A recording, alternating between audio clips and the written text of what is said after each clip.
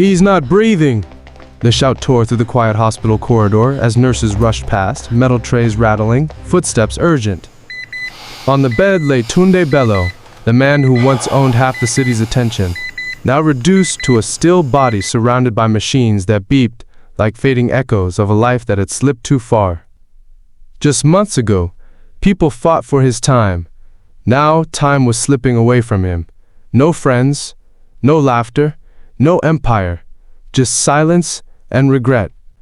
If you think money guarantees loyalty, or that success protects you from consequences, stay with this story till the end, because what happened to Tunde will change how you see everything. Years earlier, Tunde had nothing but determination and worn-out sandals that slapped against the dusty roads of Afolu.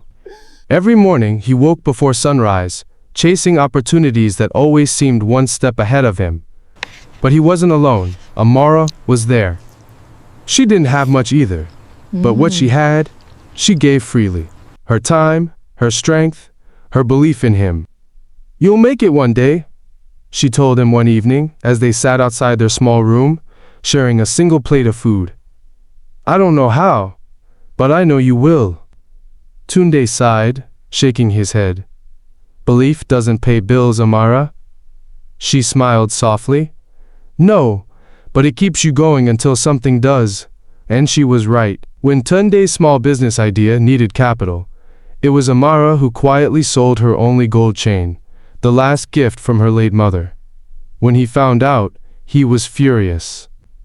"Why would you do that?" he asked.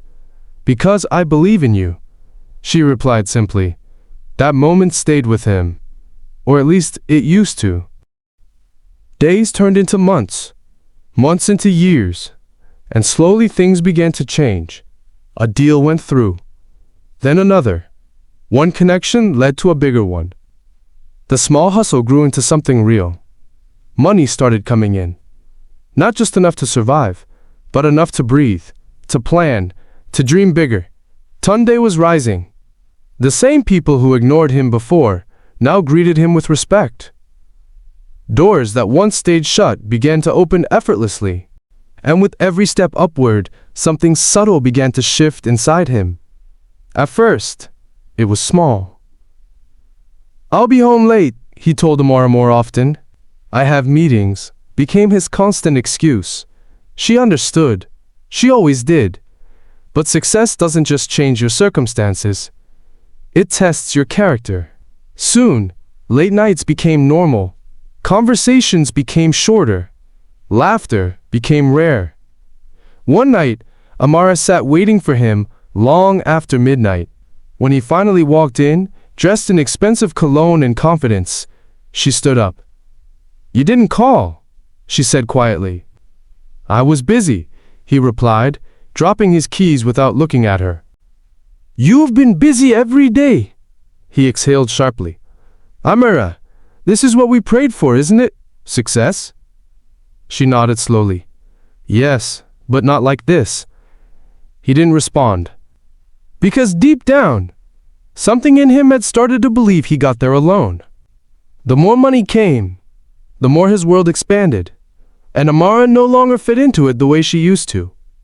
New friends entered his life, people who spoke his new language, luxury, influence, status.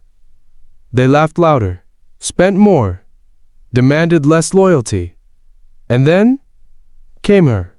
Her name was Sandra, confident, stylish. Everything Amara was not. Where Amara was quiet strength, Sandra was loud excitement. Where Amara reminded him of his past, Sandra made him feel like his future. At least that's what he told himself. I was just thinking. It started harmless. Just conversations, then dinners, then nights that stretched longer than they should. Soon, it wasn't a secret anymore. Not to the world. And definitely not to Amara. The confrontation came on a quiet evening. No shouting, no chaos, just truth. "Is it true?" Amara asked, her voice steady, but her eyes searching his. Tunde didn't answer immediately, and that silence said everything. She swallowed hard. "After everything? This is what I mean to you now?" He rubbed his temples. Don't make this dramatic. Dramatic? She repeated, almost laughing. I stood by you when you had nothing. I believed in you when nobody did. I sacrificed for you. And now I'm being dramatic? He looked at her, irritation creeping into his voice. I worked hard to get here, Amara. Don't act like I didn't. Her eyes widened. Not in anger, but in disbelief. I never said you didn't work hard, she said softly. But you didn't do it alone. Something in her tone unsettled him, but his pride wouldn't let him admit it. I think you're forgetting your place, he said coldly. The words hung in the air like a slap. For a moment, Amara said nothing. Then something changed. Not loudly, not violently, just quietly. She stepped back, her expression calm in a way that felt heavier than anger. You're right, she said. Tunde frowned. What? She looked at him, really looked at him, as if seeing someone she no longer recognized. A river that forgets its source, she began slowly, will dry up. He scoffed. Is that supposed to scare me? She didn't answer. She just picked up her bag and walked out. No drama, no tears, just silence. Tunde stood there for a moment, then shook his head dismissively. People always say things like that when they can't handle success, he muttered. And he moved on. Or at least, he thought he did. At first, nothing happened. Life continued as usual. Money flowed. Parties went on. Sandra stayed. But then, things began to shift. A deal fell through. Just bad luck, he told himself. Then, another deal collapsed. Then, a trusted partner withdrew unexpectedly. Calls stopped being returned. Opportunities disappeared without explanation. Within weeks, the cracks became impossible to ignore. What's going on? He snapped at his manager. I don't know, the man stammered. Everything was fine before. But it wasn't just business. Sandra began to change too. You're stressed all the time, she complained one evening. This isn't fun anymore. Fun? He repeated, disbelief creeping in. You think this is about fun? She shrugged. I didn't sign up for problems, Tunde. And just like that, she left. No warning, no loyalty. Just like the success she came with, temporary. Now alone, Tunde threw himself into fixing everything. But the harder he tried, the worse it became. Money drained faster than it came in. Debts piled up. The same people who once praised him now avoided him. Then came the illness. It started with headaches. Then fatigue. Then something deeper. Something doctors couldn't fully explain. You need to rest, one of them said. I don't have time to rest, Tunde replied. But his body had already made the decision for him. Weeks later, he found himself in a hospital bed staring at a ceiling that offered no answers. No phone calls. No visitors. Just silence. And in that silence, memories returned. Amara's voice, her laughter. The night she sold her gold chain. The way she believed in him when he couldn't believe in himself. His chest tightened. For the first time in years, Tunde wasn't thinking about money. He was thinking about her.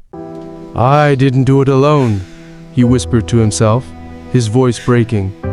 But realization has a cruel way of arriving too late. Days passed, his condition worsened. Machines replaced conversations. Beeping replaced laughter. And then, the moment came. Back in that hospital room, as nurses rushed around him, Tunde's eyes flickered weakly. For a brief second, it felt like he saw her. Amara, standing at the door, not angry, not bitter, just distant, a memory he could no longer reach. His lips moved slightly, but no words came out. And then, silence. Tunde Bello, the man who once had everything, was gone.